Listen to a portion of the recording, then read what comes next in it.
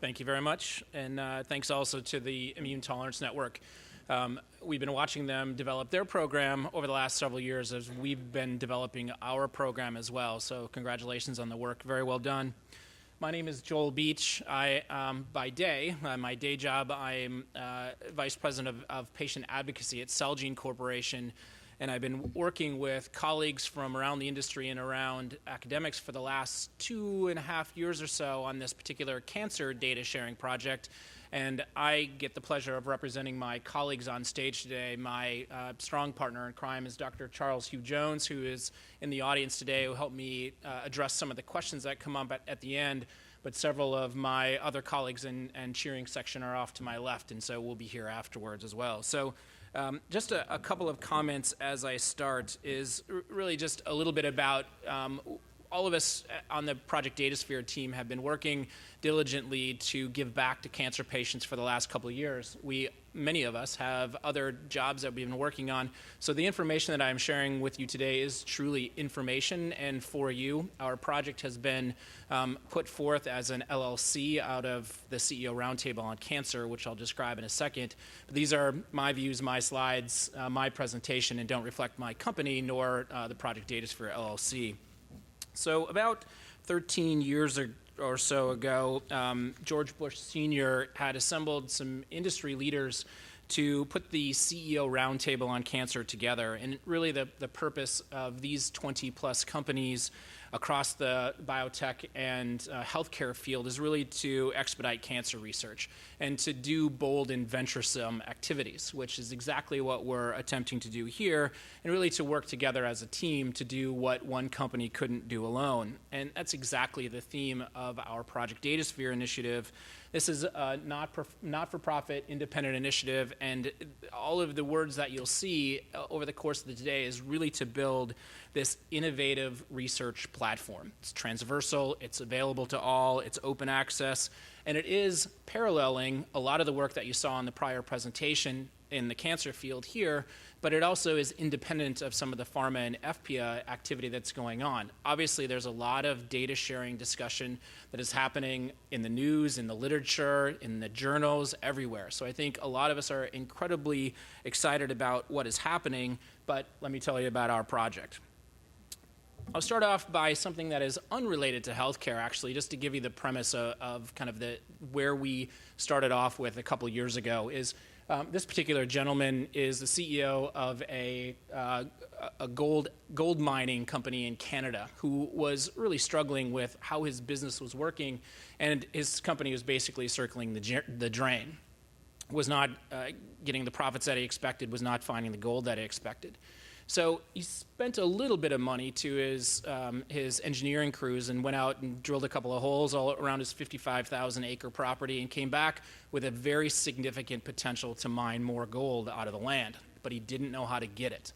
So he was at a career development activity at, I think it was at MIT, and he talked to a lot of non-engineers, non-geologists, non-people that he would ever work with. And he started a competition. And we'll get to that in just a second with our particular project, but he started a competition with just about $600,000 or so and got about 1,000 applicants and a lot of people that were non-geologists, non-gold seekers, really the people that you typically would not imagine. They were graduate students, they were mathematicians, there were all kinds of different people. And in fact, he got about 100 plus proposals and really did an amazing job of getting non-geologists to look for gold on his property. And the long story short is that with this ragtag band of people who he typically would not work with, he increased his profits by at least 25% over what he had expected, given the fact that he knew that there was gold underground, but also the process to get them was incredibly increased by crowdsourcing something that you couldn't see. So thus starts the Project DataSphere story. So for the past 40 years or so, we've been doing a lot of work to combat disease. And in cardiovascular disease, for example, the mortality rates in patients that are 85 years or younger has basically dropped in half. And that has to do with great drugs, great procedures, and great prevention. But in cancer, that doesn't look so good.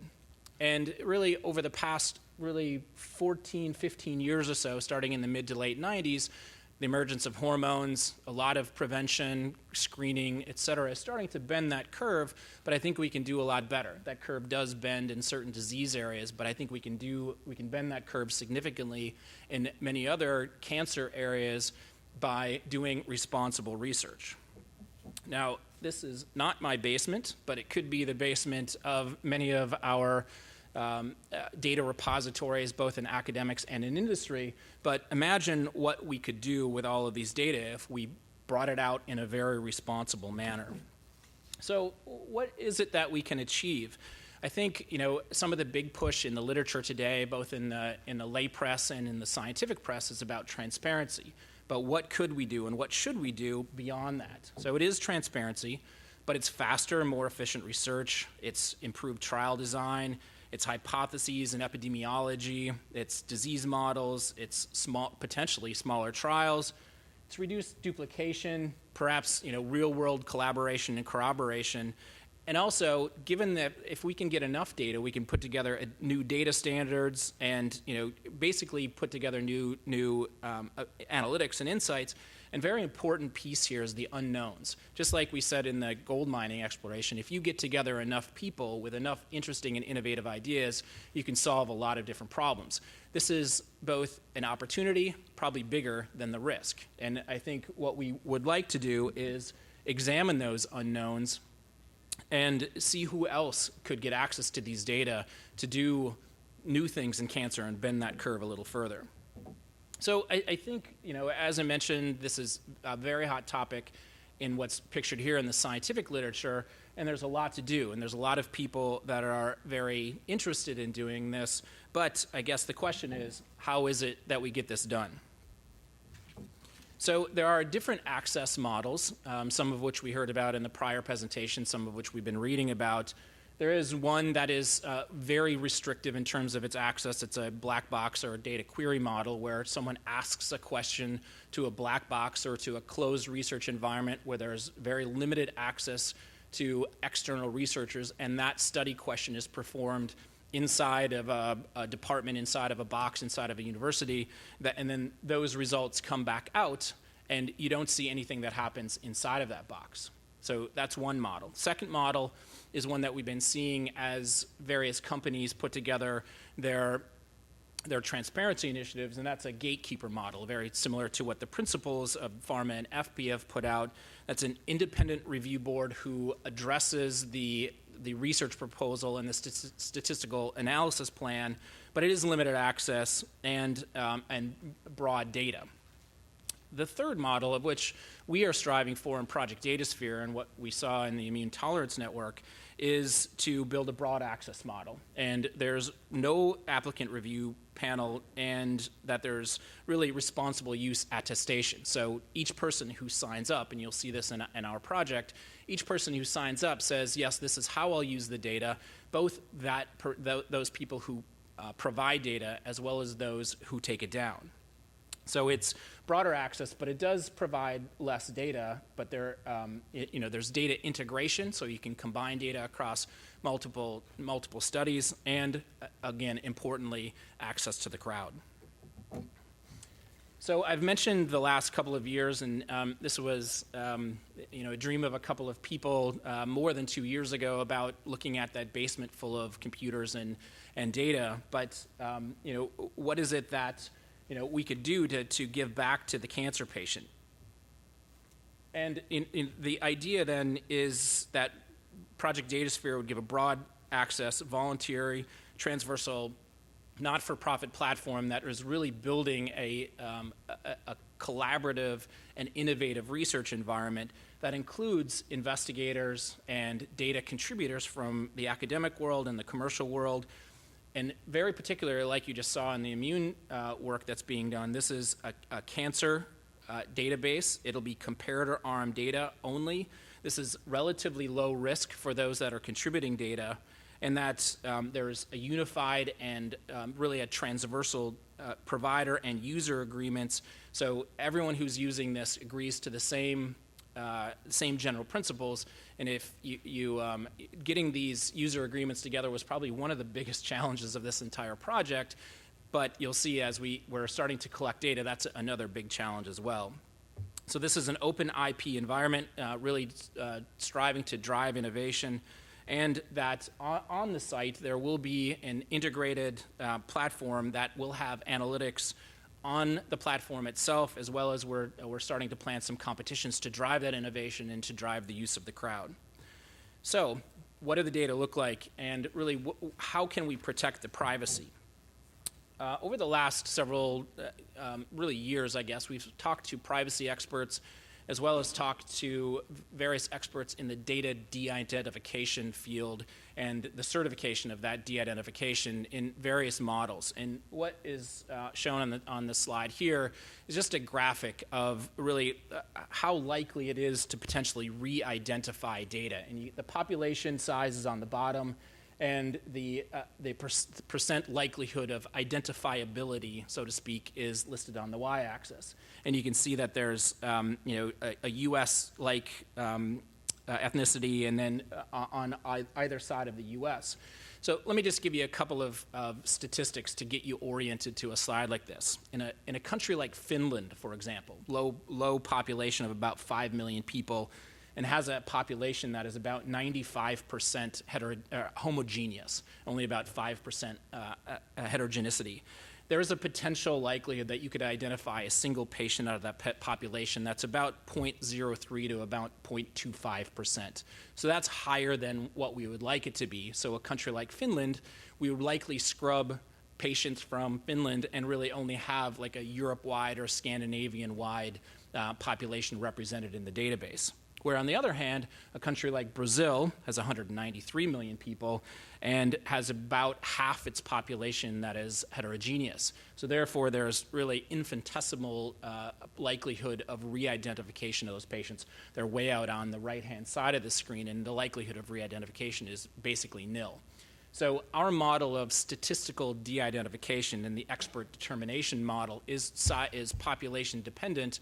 But the trials that we're talking about in the cancer world across academic and industry are generally multinational global studies, but we want to be exceedingly careful that in countries with low populations and perhaps in low prevalence disease areas that we're very diligent about data de-identification.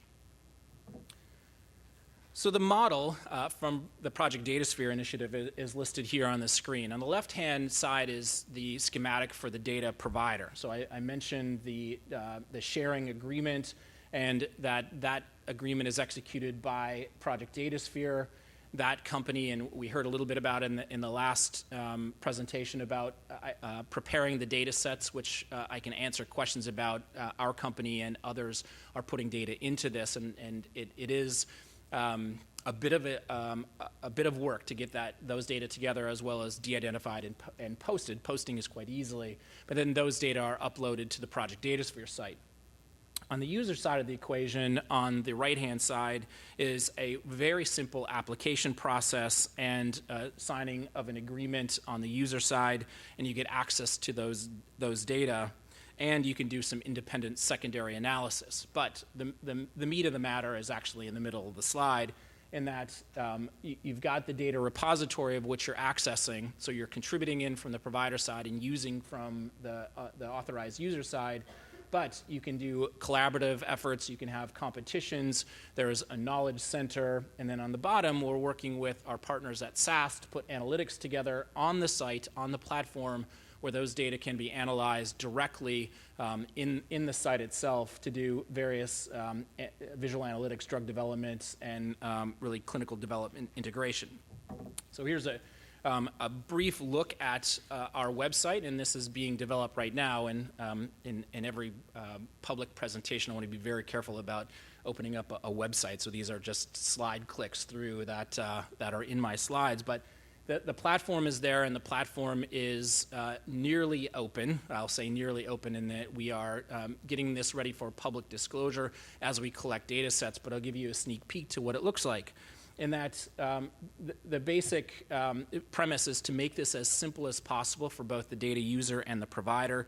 You can see at the bottom of the screen, you can apply to use the data, and you can also spread the word about the project. And then up at the top, we have a very simplistic video that anyone, whether you're a top-level academic or industrial researcher or a patient, will understand. So, I mean, I encourage people to go to projectdatasphere.org to see what this looks like and to pass the word around. We're nearly ready for launch. So if you press the Access Data button, you can see that there's quite an easy way to examine the data that will be in there. Again, cancer trials, comparator arm only, and you can look at the age group, the cancer stage, various elements of the cancer type. And once you select which cancer type and age group and data selection, this is the search results. It very much looks like clinicaltrials.gov, and these are the actual data that we have up there now. So I'll show you what we've done to date. But for example, if you hit the first trial, sunitinib, this is what it looks like. So the data are basically a description of the data at the top of the page.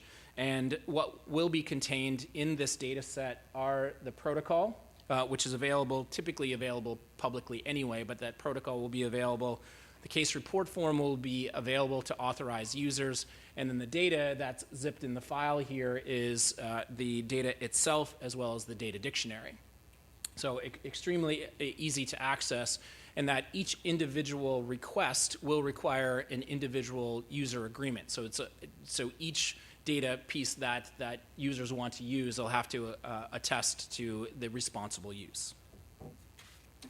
Next, we're putting resources together, and really there's a lot of things that we want to make available to people online and to make this as user-friendly as possible without a requirement to make phone calls to central locations. So a lot of what our plans are listed here, and frequently asked questions and so on, and they're listed here on the slide.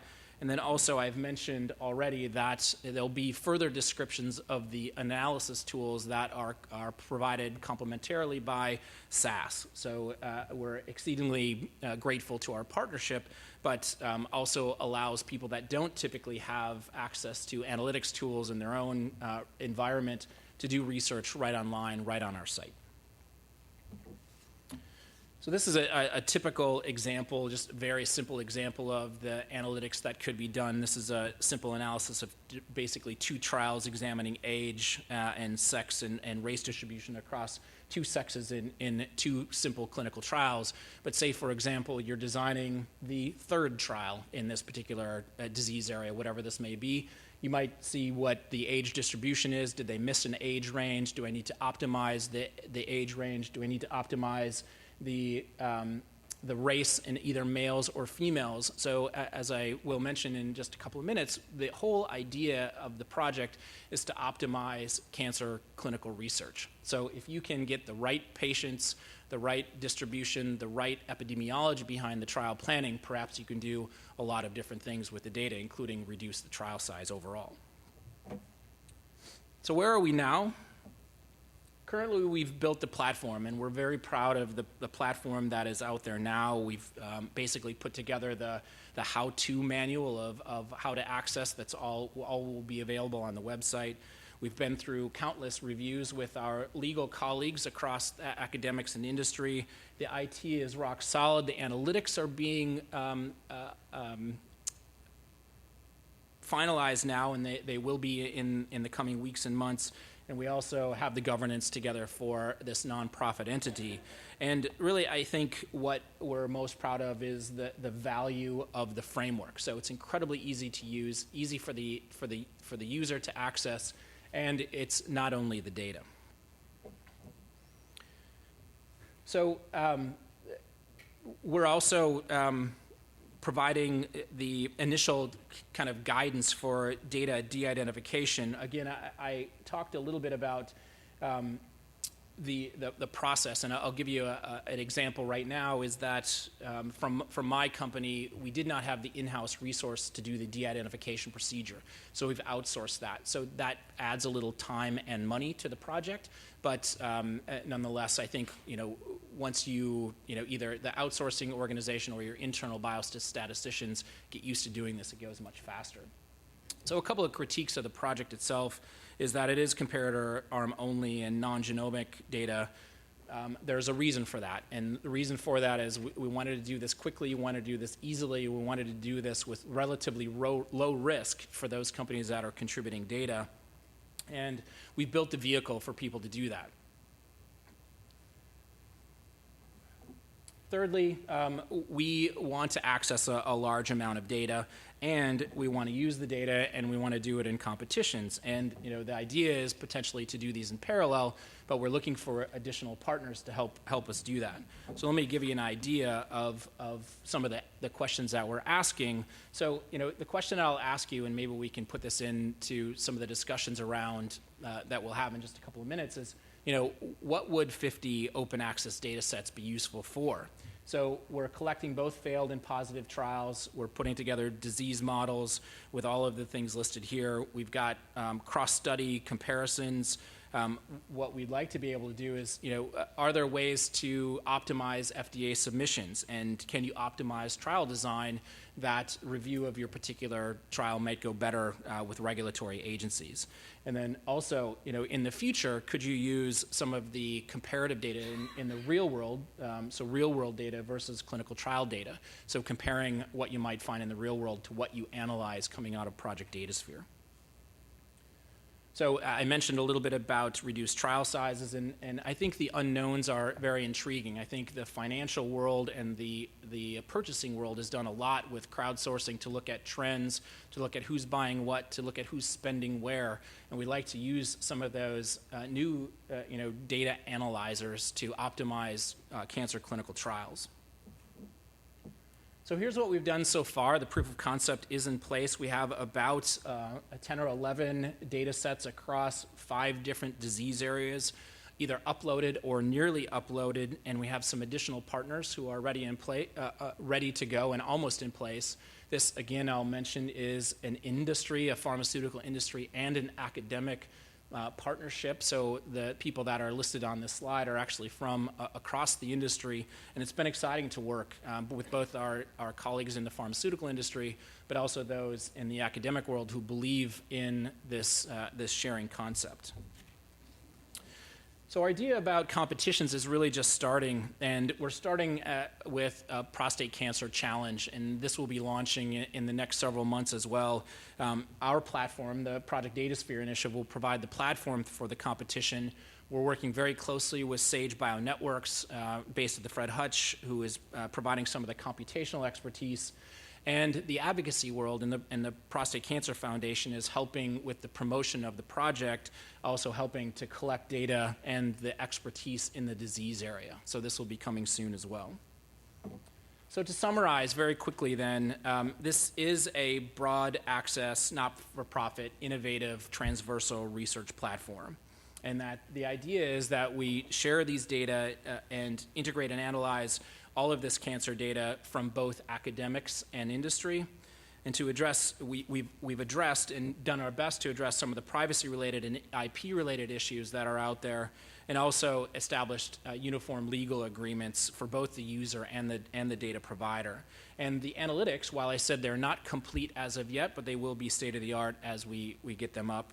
And I think one of the things that, several of the things that we see as benefit, this is, using past learnings for future potential, and also disease models and novel methodologies, and then putting together standards. But most importantly, I think, is to give back to the patients who have sacrificed in these clinical trials. So, I mentioned a little bit about, the potential for smaller trial sizes, or the potential to move a patient off of a comparator arm into an experimental arm if they're trending towards historical controls. Those are the big ideas that we have with a project like this, and we're getting there. So let me just finalize just a few comments with the potential of what could happen. This particular competition is a crowdsourced effort across the breast cancer community in which several hundred people were writing code against the human genome to best analyze the genes in breast cancer. All of the blue dots in this particular chart are individual data entries, and each was given a score over a 9-day period, and the lower score is the better score, so it's a reverse y-axis. And so you can see that the first entry put in on day 1 has a particular score, and the winning entry 9 days later is a 3 logarithmic scale improvement in the quality of the data that was submitted. And in fact, and here's the plagiarism part of it all, is that 95% of the code that was put into this project was reused. And you can see that really around, towards the right-hand side of that right-hand panel, there's a lot of code being generated, but when all was said and done at the end, there was a considerable amount of code chopped off and very little used that was new. So the potential is there, and we want to put that potential in cancer research. So for additional information, my colleagues are here, and there is information to be had at the sites that are listed up here on the screen. Thank you very much.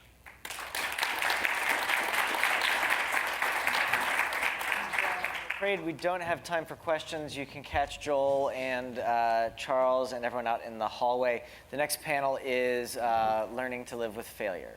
It starts in 5 minutes.